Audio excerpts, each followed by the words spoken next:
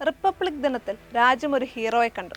പേര് ദീപക് കുമാർ എന്നാണെങ്കിലും വയോധികനായ ഒരു മുസ്ലിം വ്യാപാരിയെ മതത്തിന്റെ പേരിൽ ദ്രോഹിക്കാൻ ശ്രമിച്ച വർഗീയ കോമരങ്ങൾക്ക് മുന്നിൽ നെഞ്ചു വിരിച്ചു നിന്ന് അദ്ദേഹം പറഞ്ഞു, മേരാ നാം മുഹമ്മദ് ദീപക്, അഥവാ ഞാൻ മുഹമ്മദ് ദീപക്കാണ്.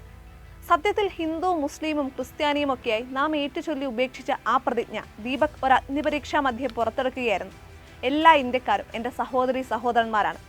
ഭരണകൂട പിന്തുണയോടെ വർഗീയ സംഘങ്ങൾ തട്ടിയെടുക്കുന്ന അവകാശങ്ങൾക്ക് മുന്നിൽ നിസ്സഹായനും നിശബ്ദനുമായി പോയ ഒരു വയോധികനെ ചേർത്ത് നിർത്തിയ ദീപകിനോട് മതേതര ഇന്ത്യ പറയുന്നു, ഞങ്ങളും ദീപക്കാണ്. അതെ, ഒരു ശിഥില രാഷ്ട്രമല്ല ഇന്ത്യ.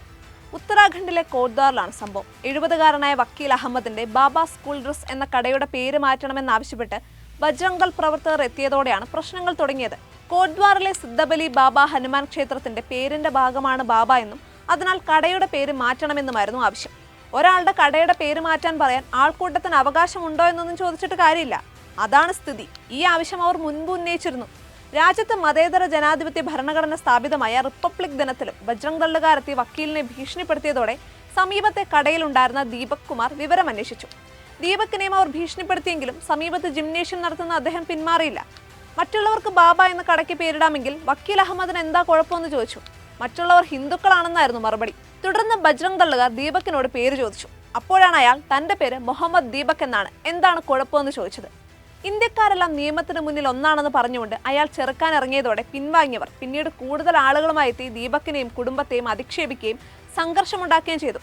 ബജ്രംഗ് ദള്ളുകാർക്കെതിരെ മാത്രമല്ല ദീപകിനെതിരെയും പോലീസ് കേസെടുത്തു. പക്ഷേ സർക്കാരുകളുടെ തിരസ്കാരത്തിന് ബദലായി അദ്ദേഹം മതേതര ഇന്ത്യയുടെ സ്നേഹ പുരസ്കാരങ്ങൾ ഏറ്റുവാങ്ങിയിരിക്കുന്നു.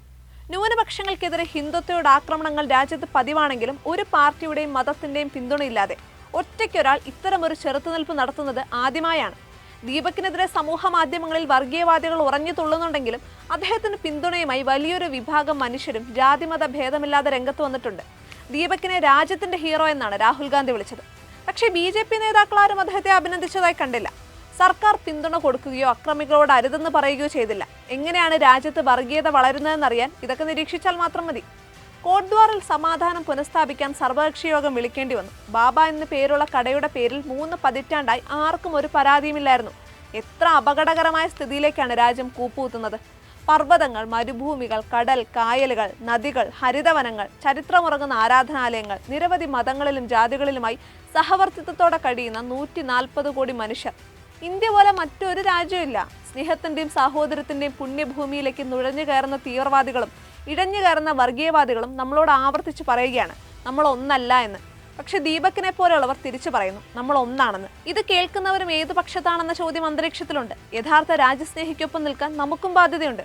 ഇഷ്ടമുള്ള മതത്തിലും മതേതര രാഷ്ട്രീയത്തിലും വിശ്വസിക്കാനും രാജ്യത്ത് എവിടെയും ഭയരഹിതരായി സഞ്ചരിക്കാനും പ്രാർത്ഥിക്കാനും ഇഷ്ടമുള്ളത് ഭക്ഷിക്കാനും ചട്ടവിരുദ്ധമില്ലാത്ത വസ്ത്രം ധരിക്കാനും ഒക്കെ സ്വാതന്ത്ര്യമുള്ള നമ്മുടെ ഇന്ത്യ ഒരു ഗൃഹാതുരത്വമായി മാറരുത്, യാഥാർത്ഥ്യമായി നിലനിൽക്കണം.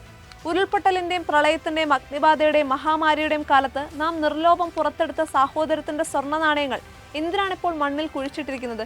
ദീപകിനെ പോലെ നമുക്കും അത് നെഞ്ചിലണിയാനാകില്ലേ? അദ്ദേഹത്തിന് എന്തുകൊണ്ടാകും വർഗീയതയെ എതിർക്കാൻ സാധിച്ചത്? ഉറപ്പാണ്, വിചാരത്താലോ വാക്കാലോ പ്രവൃത്തിയാലോ ദീപക് അതിൽ പങ്കെടുക്കുന്നില്ല. രാജ്യസ്നേഹിയാണ് ആ മനുഷ്യൻ. തനിച്ചാക്കരുത്.